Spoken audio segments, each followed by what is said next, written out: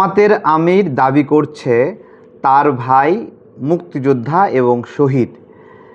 আমার একটা প্রশ্ন, জামাতে ইসলামের নেতাকর্মীরা যারা শফিকুর রহমানকে মানেন, অবশ্যই তার পরিবারের খোঁজ খবর নিয়েছেন আপনারা। আমার প্রশ্ন হলো যে আপনারা এই যে ভিডিও দেখছেন, এখনই এখানে মন্তব্য করবেন যে তার ভাইয়ের পরিচয় যে দেয় সে মুক্তিযোদ্ধা এবং শহীদ। আপনারা কি তার ভাইয়ের নাম জানেন? তার ভাইয়ের পরিচয় জানেন? জিজ্ঞাসা করছি, কেউ একজন বলতে পারবেন যে শহীদ হয়েছে? এটা হলো প্রথম স্তরের প্রশ্ন। দ্বিতীয় স্তরের প্রশ্ন হলো, ডক্টর শফিকুর রহমান দেখাতে পারবে তার ভাই মুক্তিযোদ্ধা ছিল? কোনো সনদ, সার্টিফিকেট, কোনো ডকুমেন্টেশন? আরে ভাই, কারো যদি মুক্তিযুদ্ধ সনদ থাকে সে ঢঙায় সারা জায়গায় দেখে নিয়ে বেড়ায়। কখনো দেখছেন এই ধরনের কোনো ডকুমেন্টস দেখাইছে? এই জুলাই গণ অভ্যুত্থানের পরে জাতিসংঘ তার রিপোর্টে দুই ধরনের তথ্য দিয়েছিল। একটা হলো জুলাই গণ অভ্যুত্থানের আগে মৃত্যু হওয়া এবং পরে মৃত্যু হওয়া।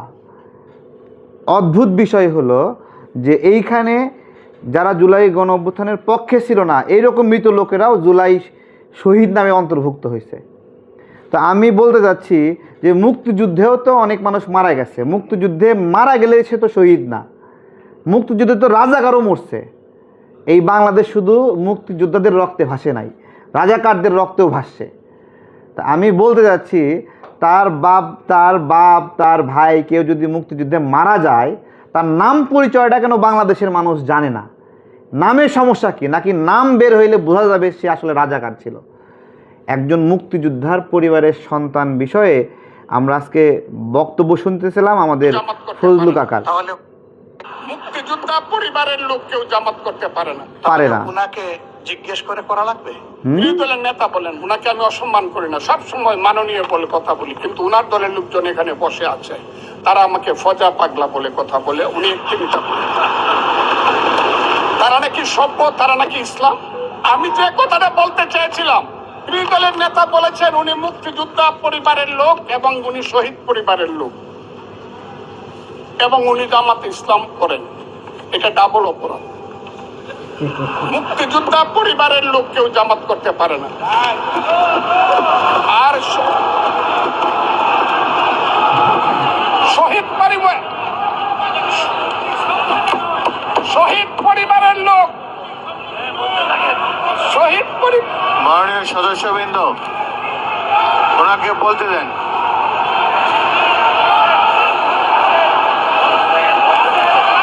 মাননীয় সদস্যবৃন্দ, অর্ডার। আপনারা শৃঙ্খলা রক্ষা করুন। মাননীয় সদস্যবৃন্দ, সংসদে শৃঙ্খলা রক্ষা করুন।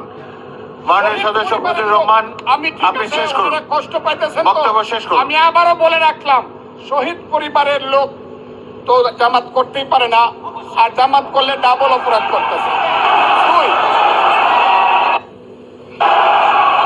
মাননীয় সদস্যবৃন্দ,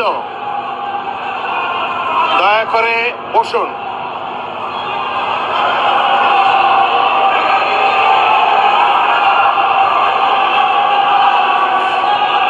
মাননীয় সদস্যবৃন্দ বসুন।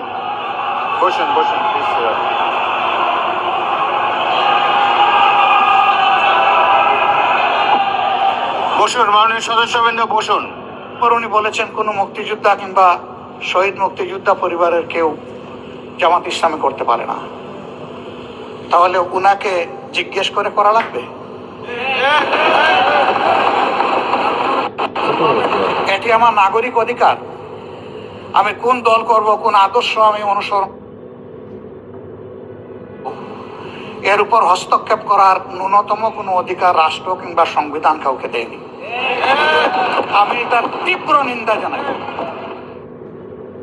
মুক্তিযোদ্ধা পরিবারের লোক, তো আমরা শুনছিলাম, আমি আলোচনা শুরুতেই বলে নিয়েছি, যারা জামাত শিবির করে তারা যদি হ্যাডাম থাকে, তাহলে শফিকুর রহমানের কোন ভাই শহীদ হয়েছে এবং সে যে মুক্তিযুদ্ধে শহীদ হয়েছে এ ধরনের কোনো দলিল দেখ। দলিল তো দূরের কথা, তার নামটা পর্যন্ত কেউ জানে না। একটা লোক বলতে পারবে না তার শহীদ হয়ে যাওয়ার ভাইয়ের নাম কি। আর আমি গতদিন একটা বক্তব্যের জন্য আজকে সরি বলতেছিলাম। আমি বলছিলাম যে জামাতের আমির শফিকুর রহমান সে গুপ্ত না। আমি এটা বলছিলাম। এটা কেন বলছিলাম?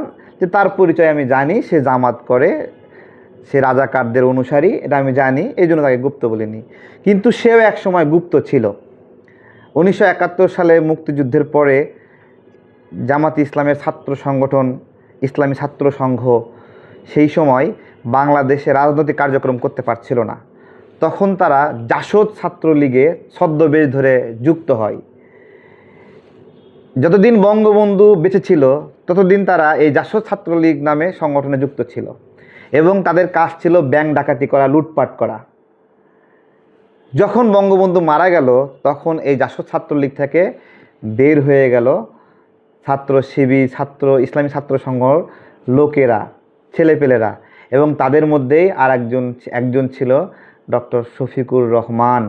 সুতরাং আমি গতকাল যে বলছিলাম সে গুপ্ত না, বাস্তবে সেও একসময় গুপ্ত ছিল। তো আজকে সংসদে তো ফাটিয়ে দিয়েছেন আমাদের মুক্তিযোদ্ধা ফজলু কাকা। তার লড়াই যেরকম তিনি বাঘের মতো ছিলেন, আজকে সংসদেও সেই বাঘের মতো যখন গর্জন দিচ্ছিলেন তখন আশেপাশে থেকে অনেকগুলো রাজাকার শাবকরা ঘেউ ঘেউ করছিল, সেটা আমরা দেখছিলাম। এই সাহসী ভূমিকার জন্য আমরা তো ওনাকে একটা স্যালুট দিতেই পারি। আবারও শেষ করার সময় বলছি, ফাও বিষয়ে কথা বলতে চাই না, যারা রাজাকার শাবকরা আছে তারা যদি পারে শফিকুর রহমানের ভাইয়ের নাম অ্যাড্রেস কিছু একটা দেখ। এমনকি শফিকুর রহমানের বাবারও কোনো ডকুমেন্টস কেউ অনলাইনে পাবে না, কেউ পাবে না, শুধু নামটা হয়তো বা পেতে পারে যে এর নাম এই। এবং শফিকুর রহমান যে ভাই মুক্তিযোদ্ধা পরিচয় দিছে, এটা তার মুখে একটা ছোট বক্তব্য আছে যে সে শহীদ পরিবারের সদস্য, কিন্তু কেমন শহীদ, কীভাবে শহীদ, এই বিষয়ে অন্য তৃতীয় পক্ষের কোনো ডকুমেন্টস কোথাও নাই, না সনদ, না মুক্তিযুদ্ধ মন্ত্রণালয়ের দলিল, কোথাও কিছু নাই। এবং তার বাবার রাজনৈতিক পরিচয় কিন্তু এখানে পুরোপুরি উপেক্ষিত হয়েছে, কোনো জায়গায় নাই, সব জায়গায় লুকানো, এবং সেটা প্রকাশ করে না তারা এটা। এবং দেখবেন যে উইকিপিডিয়ায় কোথাও তার বাবার নামটাও সেভাবে স্পষ্টভাবে প্রকাশ করা হয়নি, এড়িয়ে গেছে এই জায়গাতে। তার পারিবারিক পরিচয় পুরোটা এখন পর্যন্ত গুপ্ত আকারে আছে। এবং তার যে সন্তান, সেই সন্তানকে কেন সামনে নিয়ে আসে না জানেন? কেন সামনে নিয়ে আসে না বলেন তো? কেন সামনে নিয়ে আসে না? তারাই বলবে যে তার সন্তানকে কেন সামনে নিয়ে আসে না। কারণ তার সন্তানকে সামনে নিয়ে আসলে জামাত নিষেধাজ্ঞা খাবে। তার সন্তান এমন একটা জঙ্গি সংগঠনের সাথে জড়িত যে এটারে যদি সামনে নিয়ে আসে জামাত, তাহলে তো আমেরিকার আর খুশি করতে পারবে না। তো এটাই হলো বিষয়। এই বিষয়গুলো আজকে ধন্যবাদ ফজলু কাকা, আমাদের বীর মুক্তিযোদ্ধা, তিনি আমাদের অভিভাবক, তাকে ধন্যবাদ সংসদে ফাটিয়ে দেওয়ার জন্য। আসসালামু আলাইকুম।